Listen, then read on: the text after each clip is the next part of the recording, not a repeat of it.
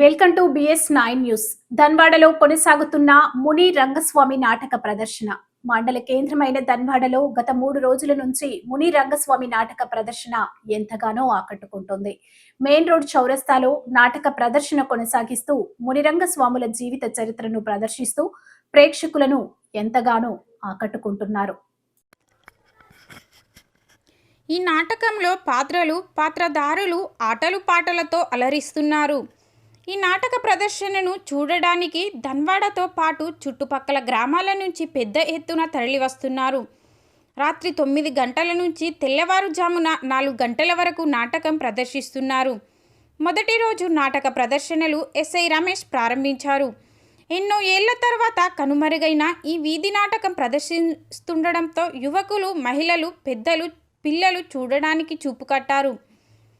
మునురంగ స్వాముల నాటక ప్రదర్శనలో పంతులుగా వ్యవహరిస్తున్న పుట్టగుడ్డ అప్పంపల్లికి చెందిన కె హనుమంతుడు, ధన్వాడకు చెందిన రాజప్పలు దగ్గర ఉండి ప్రదర్శింపజేస్తున్నారు. వేషాలు సైతం ఎంతగానో ఆకట్టుకుంటున్నాయి.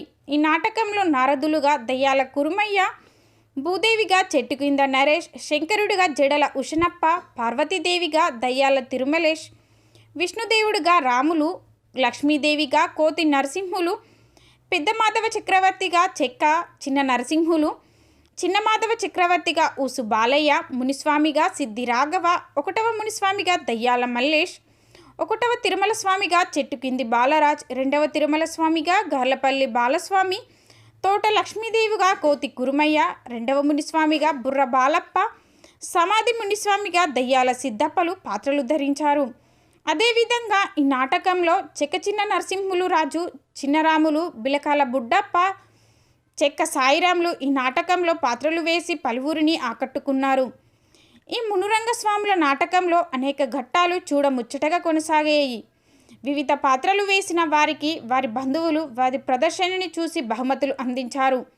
ఈ నాటకంలో గంజిబట్టల చాకలి వెంకటరాములు హాస్యనటుడుగా పలువురిని అలరించారు. తబలిస్టుగా అమర్చింత భాస్కర్, హార్మోనియంగా చిన్నదాసులు ప్రదర్శించారు.